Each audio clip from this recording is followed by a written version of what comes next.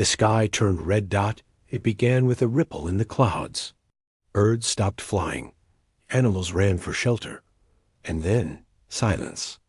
The kind of silence that makes the air feel heavier. All around the world, people looked up and saw strange shapes forming. Above the atmosphere, massive black. Objects covering the sky like shadows from another dimension. They weren't clouds. They were ships. Earth had known about life out there. Tiny signals. Broken pieces of alien tech. But no one expected this. Not today. Not like this. In New London, Commander Liam stood inside Earth Defense Command, deep underground. His face was calm, but his fists were tight. "They're here," he said quietly. The room was silent. Then screens lit up. One by one, feeds from orbit satellites displayed the impossible, an alien armada, dozens of warships shaped like floating. Blades, each miles wide, forming a wall above Earth. "They're not sending a message," said his second-in-command, Reyna. "No warning, no demand, nothing. They don't want to talk," Liam said. "They want to erase us." At that moment, over 100 locations around the world went dark. No explosions, just lights fading out. Power grids shutting off. Entire cities falling into shadow. The invasion had started. Above Earth, inside the Empire's command vessel. High General Threx observed the blue planet with a cold stare. His claws tapped the armrest of his throne-like chair. Primitive, ununified, emotion-driven. They will be easy to crush. He growled. Behind him, screens showed old footage of humans' wars, protests, chaos. The Empire had studied them. But only on the surface. They rely on chaos, another officer said. Their world is weak. Threx nodded. Begin surface breach. I want flames across their oceans before nightfall. Dozens of drop pods launched from orbit, massive drills wrapped in armor falling toward Earth's surface like meteors. Commander Liam watched it all. From his command screen, he saw the pods coming, each marked with Empire symbols. There was no time left. He looked toward a locked box beside the console. Open protocol, Black, he said. The room paused. Then Reyna stepped forward. Are you sure, sir? It's irreversible. Liam nodded. This is the moment we trained for. The moment they didn't believe would come. The lock opened with a hiss. Inside the box was a key. No buttons, no screen. Just a black key made of metal older than modern Earth tech. Liam inserted it into the core console. Suddenly, Earth's defense systems came alive. All over the world. Weapons. Hidden beneath cities, inside mountains, and under oceans woke up. Satellite cannons, disguised as debris, rotated into firing positions. AI combat drones, cloaked for years, rose from underground hangars. Across the skies. Old commercial satellites began transmitting a code. One simple message, broadcast on every channel. We were ready. The first alien pod struck the ground. In Central Asia.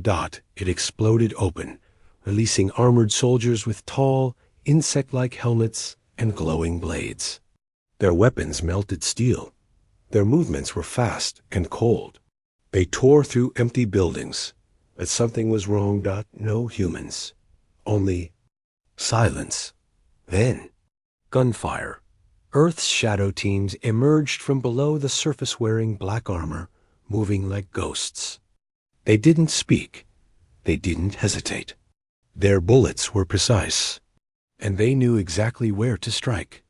One by one, the Empire soldiers fell. In less than 3 minutes, the entire drop pod unit was gone. On the Empire's flagship, alarms blared. First wave neutralized. What? Threx roared. Impossible. Send the second wave. More pods launched, but Earth was already responding. Laser-guided turrets hidden in the Himalayas targeted them mid-air. Railguns on the moons. Dark Side opened fire. Entire pods exploded before touching the ground. The Empire had expected. Panic. But what they met was precision. They had no idea that Earth had been preparing for this day for decades. No parades, no announcements, just silent planning, waiting, watching, training. Because humans knew one truth. Peace never lasts. In the command bunker, Liam stood as more dots disappeared from the screen. They thought we were weak, Reyna said. They thought wrong, Liam replied. He turned to the room, voice strong and calm. This is no longer a defense mission. We're taking the fight back to them. All across Earth, hidden launch pads opened. Ships sleek, dark, and fast rose toward the sky. These weren't like the old rockets. These were Earth's warships, fast, silent, deadly. As one of the fleet commanders said while strapping into his seat, "Let's go return the favor." The Empire thought Earth was soft. They believed humans had spent their years singing, arguing, and wasting time in their cities. But deep below the surface, under forests, deserts, and oceans, Earth had built a second world. It began after the first alien signal was intercepted 30 years ago. It was weak, almost broken, but it was enough to start a quiet project under Earth's global alliance. They called it Echo Shield. In an underground vault near the Arctic Circle, Commander Liam had stood there 10 years ago. He was younger then, and the chamber was colder, filled with old tech and dust. Around him, scientists, engineers, and generals from all nations had gathered, once enemies, now allies under a single goal: Kalan survive. That a general from Africa had said it best. One day, the sky will fall. And when it does, we must rise from the shadows. From that day forward, Earth stopped pretending it was alone. Secret weapons were built. Deadly warships were hidden behind gas giants. New metals were discovered, stronger than steel. I fighters were created, small, quiet, emotionless, and fast. Not just machines, but wolves waiting for the door to open. Now, in present time, that door had opened. Above Earth, the alien fleet raged in confusion. They had sent thousands of pods, and only a few returned. Empire warships turned their guns on Earth's orbit, ready to destroy every satellite. But as they fired, something unexpected happened. The satellites didn't explode. They reflected. Massive mirrors hidden in orbit redirected the laser fire right back at the Empire's own ships. 2 capital vessels burned immediately. Inside the main Earth bunker, Commander Liam stared at the battle feed. He didn't smile. Not yet. Activate the silence net, he ordered. A soft hum traveled through Earth's defense network. All around the planet, towers and drones released invisible waves blocking Empire signals, disrupting their systems. Above, the alien ships began to float helplessly. Their engines flickered. Their targeting systems glitched. Their commanders shouted in confusion. They had walked into a trap. On the edge of Earth's orbit, a small human scout ship hovered, cloaked in adaptive shielding. Inside, Captain Imani adjusted her gloves and activated her targeting array. She wasn't alone. Behind her, 50 similar ships, all part of Ghost Fleet Delta, were ready. She whispered, "All ships, lock on." Green lights blinked in silence. Fire. Within seconds, hundreds of mini-missiles launched, each one aimed perfectly. They weren't loud. They didn't glow bright. But when they hit, they dug deep into the Empire ships and exploded from the inside. 2 more enemy ships broke apart, drifting like metal corpses. In the Empire's flagship, General Threx stood in disbelief. "How?" he shouted, slamming his clawed fist on the console. "They were supposed to be unready." His officers didn't answer. He turned to his tech advisor, who could barely speak. We misread their transmissions. We thought they were simple. They were hiding." "Hiding?" Threx growled. "Yes," the officer whispered. "Not weak, just silent. Threx's eyes glowed with rage. On Earth, in an old command room deep in the Andes Mountains, an older man watched the screen. His name was Elias, the very first architect of Project Echo Shield. He sat in silence as Earth's hidden weapons turned the battle. A younger officer asked, "Sir, why didn't we attack first?" "If we had this power?" Elias looked up with tired eyes. "Because real strength isn't about striking first," he said. "It's about letting the enemy believe they've already won." The Empire had expected fire. What they met was ice-cold, prepared, and patient. Their mistake wasn't underestimating human weapons.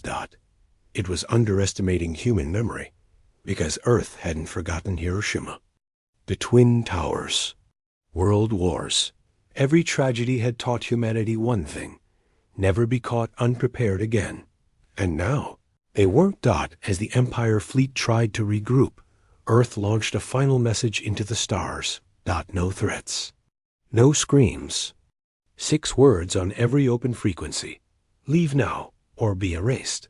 For a moment, the stars fell silent. And in that silence, fear spread. Because for the first time in galactic history, Earth didn't look like prey. It looked like a hunter waking up. Asterisk. The first wave hit the ground. Hundreds of drop pods slammed into Earth's surface.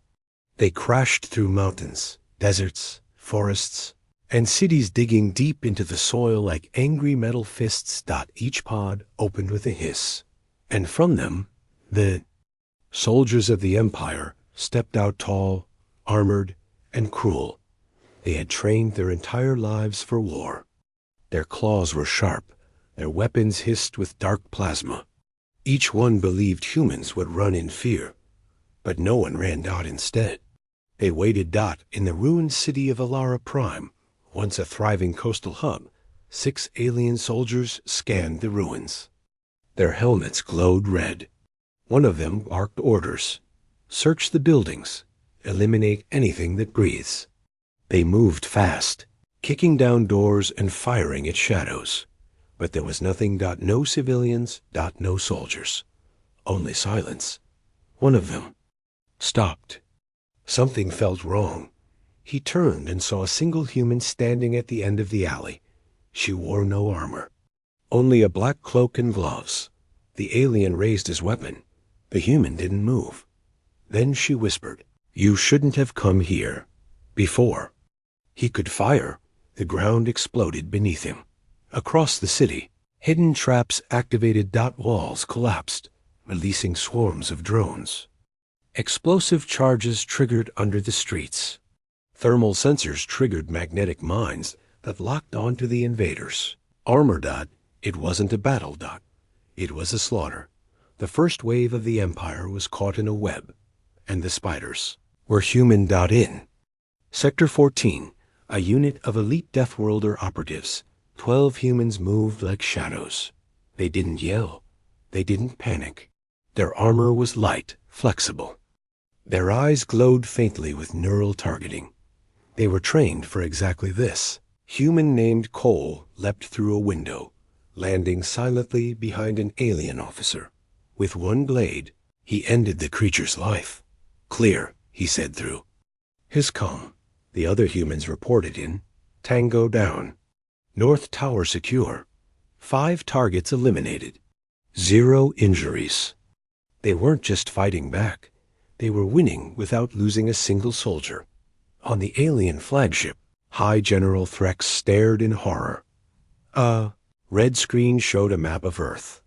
Every zone had flashing red lights, his units falling one by one. "How is this possible?" He roared. "Humans are using the environment against us," the tech officer stammered. "They fight in silence. No formations. No honor." "No," Threx growled. "They fight to survive. And survival is worse than war." In the mountains of Northern Ridge, an alien unit tried to retreat up a snowy cliff. They were fast, strong, but Earth's climate hit them hard. The cold made their suits freeze. Their systems slowed. Their blood thickened. Then the sniper fire began. One shot, one kill. The aliens screamed, falling into the white snow like broken statues. They never saw the shooter. Meanwhile, in the Amazon sector, a massive alien beast and enforcer-class soldier charged through the jungle, slamming trees aside. He roared, "Come out, cowards!" He thought humans were hiding. He didn't know they were already behind him. A young human scout, no older than 20, dropped from the trees. She landed on the alien's back and injected a thermal charge into the armor gap at its neck. It roared again, then exploded. "Too loud?" she whispered. The death count kept rising for the Empire. Out of the 9,000 alien soldiers that made planetfall, only 400 were still alive by the end of the first hour. And those 400 were running from a species they thought were farmers, merchants, and engineers. But now they knew the truth. Humans were predators. And this world wasn't easy prey. It was a battlefield. In the Earth Command bunker, Commander Liam received the latest report. 76% of first-wave invaders eliminated, Reyna said. No human casualties reported. Liam nodded. They were trained. But we were born for this. He stood slowly and looked at the war table. The first wave dies screaming. Let that echo through their entire empire. On the last alien cruiser in low orbit, a panicked soldier recorded a message in his native tongue. His eyes were wide. His voice was shaking. "This is not a simple species. This is not a farm planet. This is a trap. They planned for this. They waited for us. Do not send reinforcements. Please." The screen cut to black. The message never reached there. Empire.Earth had already jammed their transmissions. No warnings would escape. No soldiers would return.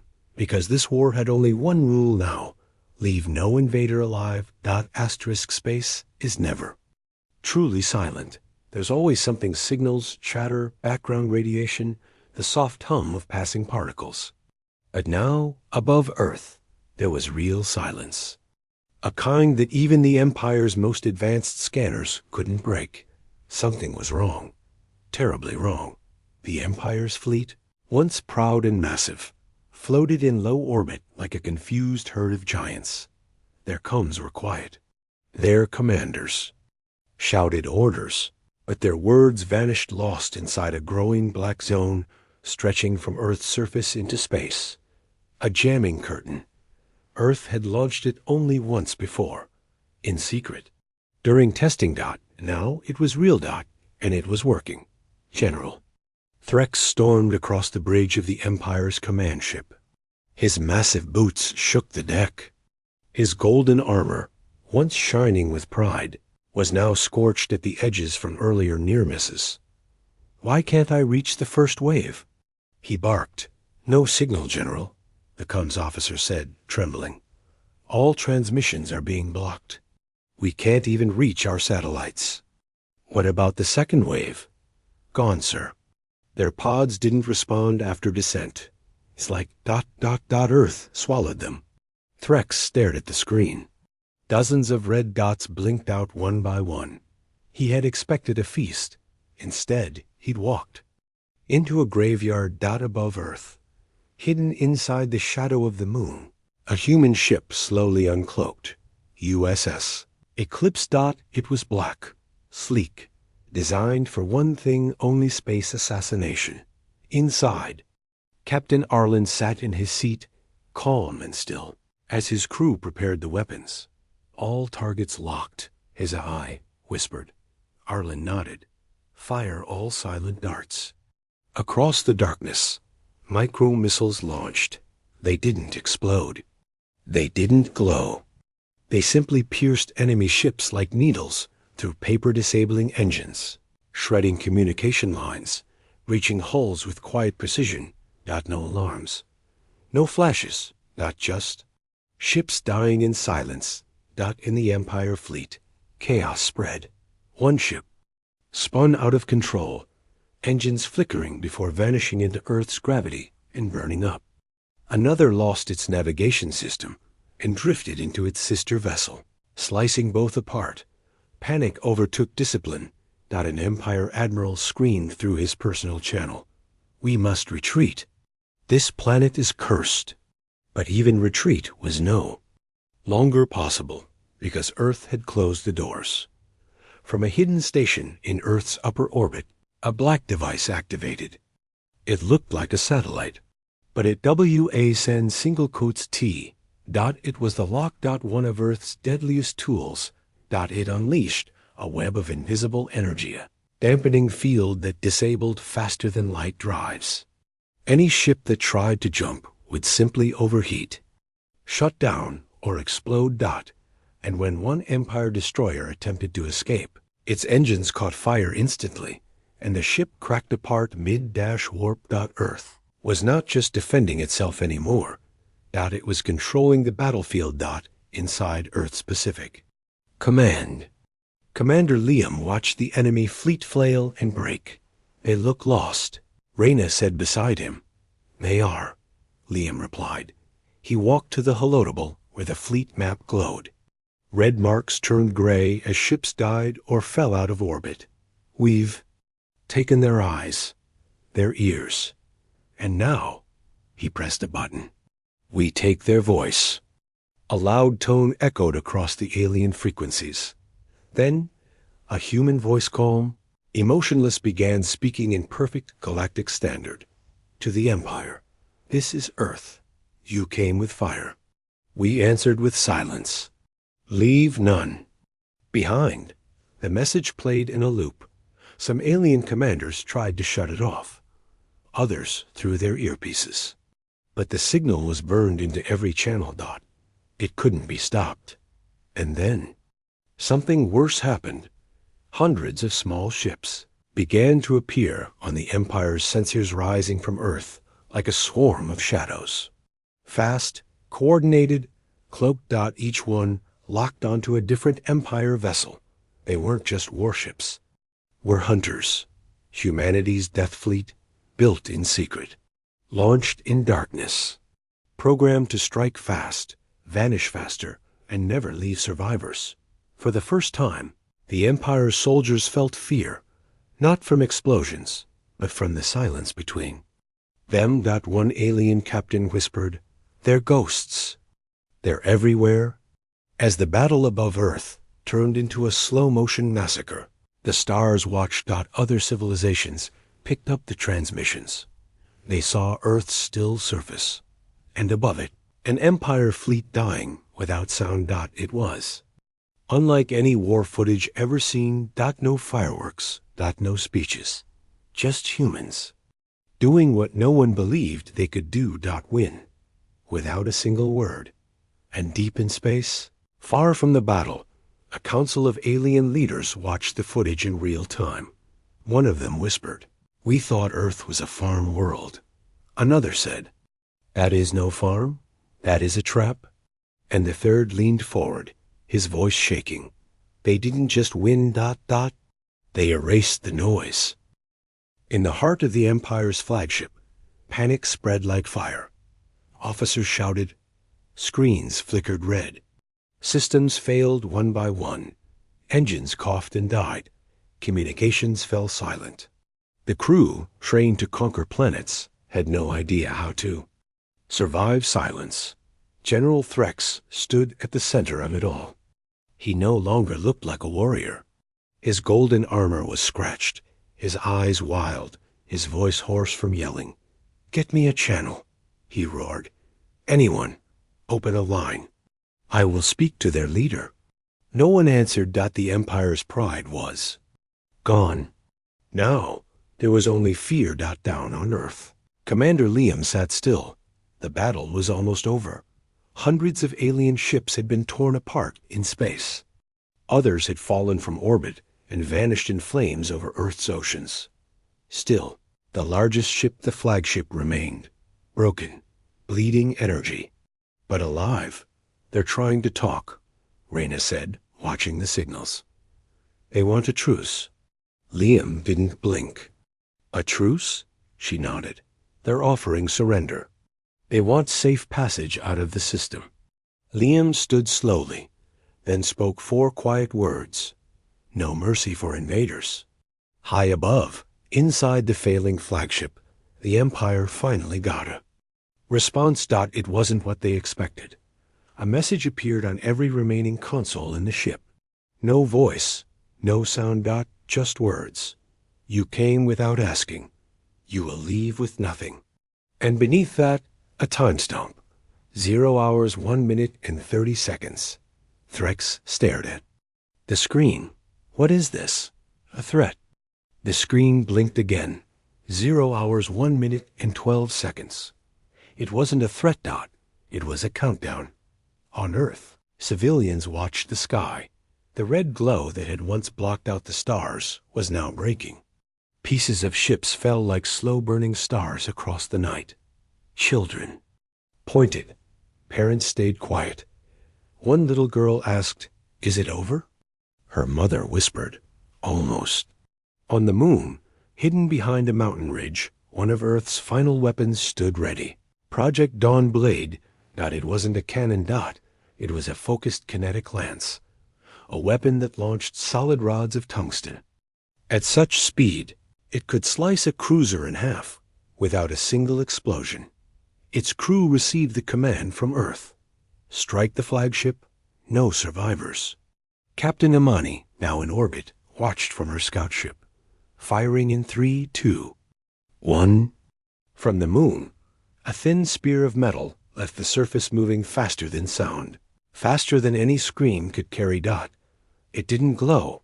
It didn't roar. It just moved. Straight through the Empire flagship's center. The ship cracked in perfect silence. And then fell. Piece by piece. Inside, General Threx didn't have time to feel pain. 1 second he stood beneath the main bridge console. The next second, he was gone. Just a memory in the ruins of arrogance. In Earth Command, the screen went dark. Reyna looked at Liam. Flagship destroyed. No survivors. Liam nodded. Then turned to the rest of the control room. "Let the galaxy see this," he said. "Let them all see that we are not a backwater species. We are not prey. We are not soft. We are Earth, and we do not forgive unprovoked war." Hours later, Earth sent a message into deep space. This time, it wasn't a warning. It was a recording. A quiet video showing the full battle from the Empire's arrival to the moment their fleet was erased, and the final fall of the flagship. And at the end of the video, one final sentence appeared: "Come in peace, or don't come at all." Far away, in another corner of the galaxy, an alien commander watched the broadcast. He stood silently, claws trembling. A younger officer asked, "Do we respond?" The commander shook his head. "No," he said quietly. "No one responds. Not now. Not ever." Asterisk, there were only 17 ships left. Once, the Empire's fleet above Earth had numbered over 1,000 ships longer than cities, armed with firepower enough to erase continents. Now, the survivors drifted like broken bones. Their engines stuttered, their hulls leaked. Their weapons, bent and melted, pointed at nothing. And those inside? They didn't want revenge anymore. They only wanted to run. On board the Empire's last surviving destroyer, Captain Dreven clutched the sides of his command chair. "Route calculations ready," his pilot said. "We can make the jump in 1 minute." "Open it," Dreven whispered. "Now." The crew began activating the subspace core, a faster-than-light drive meant for long escape jumps. They didn't care where it led, just anywhere away from Earth. But they didn't know what Earth had done. They didn't know about Project Orion. Gate. Years ago, when Earth first formed its planetary defense network, a group of human scientists designed something bold, something terrifying. They placed hyperspace mines in known jump corridors. Cloaked behind gravity fields, waiting like invisible teeth, each mine held no explosive. Just energy. When triggered, it would destabilize any ship trying to jump, causing its warp field to fold in on itself. The result? Disintegration. Not an explosion. A silent erasure. Back in Earth Command, Reyna's console beeped. Sir, the last 17 ships are charging for jump. Liam nodded. They're heading into Trap Field Echo. Confirm clearance? Reyna's eyes narrowed. Confirmed. All minds armed. Liam didn't smile. He only said one word. Let them run. Above the planet, the 17 ships vanished into hyperspace. For 2 seconds, everything was quiet. Then the data arrived. Ship 1, lost. Ship 2, lost. Ship 3, core imploded. Ship 4, vaporized. Ship 5 to 17, all disintegrated. Not one ship made it out. In a dark room, surrounded by silence, Commander Liam closed his eyes for a moment. Transmission complete, Reyna said. The Empire's invasion force has been erased. Liam opened his eyes. Then it's over. But far across the galaxy, it had only just begun. In the deep reaches of space, far beyond Earth's system, alien civilizations began to receive the full transmission. The arrival of the Empire, the silence of Earth's defense, the slaughter of the first wave, the fall of the fleet, the complete destruction of the last survivors. At first, many thought it was propaganda, until the telemetry data matched the readings from their own long-range sensors. It was real. And now every major power in the galaxy knew one thing. Humanity had not just survived. They had set a trap so perfect, so surgical, it became a message to the stars. In a council chamber orbiting the twin stars of Carthix, leaders of 6 alien empires sat together. The first elder, old and wise, broke the silence. Earth is not what we thought. They were patient, another said. No, whispered a third. They were preparing. On Earth, while the world began repairing what little damage was done, a group of children gathered around a memorial screen in New London. It showed stars and silence. One boy asked, "Why didn't we chase them?" His older sister replied, "Because none of them got away." He looked up at her, wide-eyed. "All of them?" She nodded. Not a single one survived. Later that night, in a quiet underground hangar, Commander Liam walked alone. The war room was shutting down. Lights dimmed. Screens faded.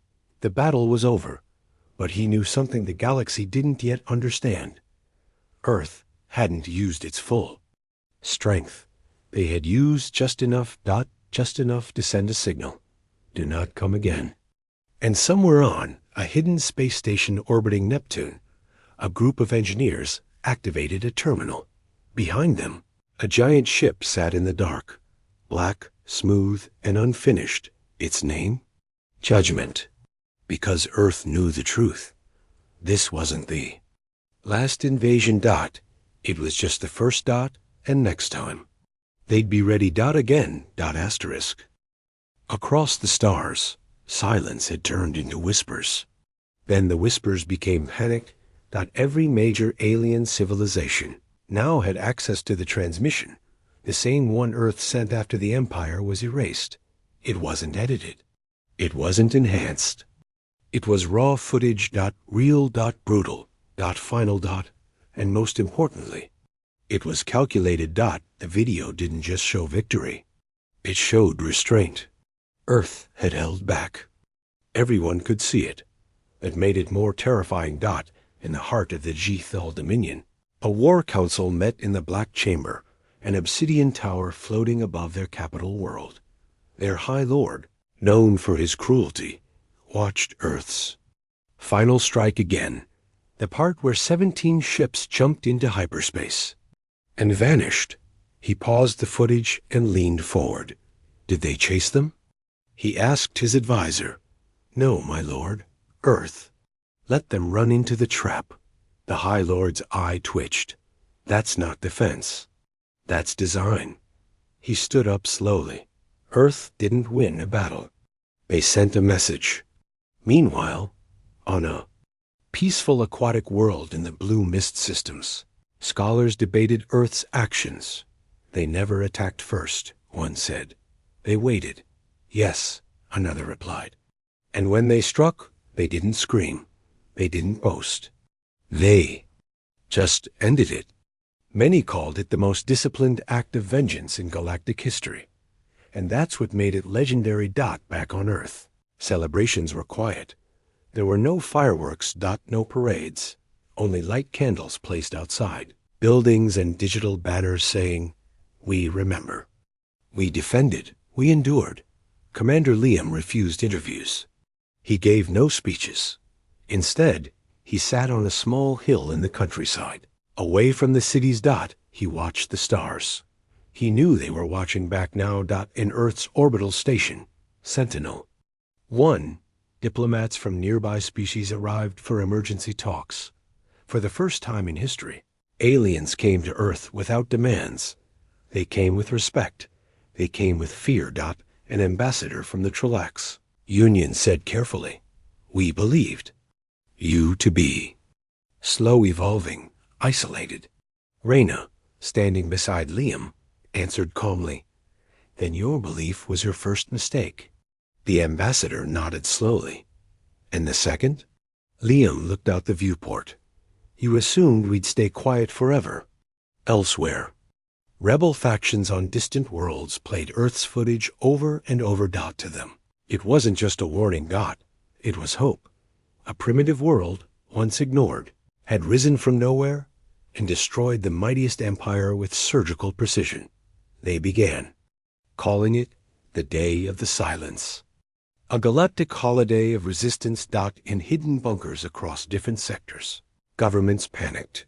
They updated their war plans. They studied human history, psychology, languages. But one thing kept bothering them. How did Earth do it without ever firing first? How did a once divided species become unified, strategic, and deadly? The answer was simple. Earth remembered pain. Its people had lived through every kind of loss: war, disease, betrayal, extinction threats. But instead of breaking, humanity learned. They prepared quietly. And when the time came, they didn't roar. They didn't scream. They acted. 1 week later, Earth received a message from the Galactic Convergence, a council of the oldest known races. It said, "You are no longer unrecognized. Earth has earned its place." For the first time, Earth had a seat at the table, but Liam didn't reply immediately. Waited. Because Earth had already sent its real answer in orbit. By erasing an empire. At night, somewhere in the ruins of an old empire outpost, a young alien girl stared at a cracked screen, replaying the final human message. "Come in peace, or don't come at all." She didn't blink. She didn't breathe. And then she whispered, they weren't defending their planet. They were proving they could defend the galaxy. And far beyond her world, deep in the dark arms of space, a new threat stirred. It had been watching too. But unlike the Empire, it would not underestimate Earth. It would study them. It would wait. Because now, everyone knew humanity doesn't attack first. But when it moves, nothing survives. Asterisk.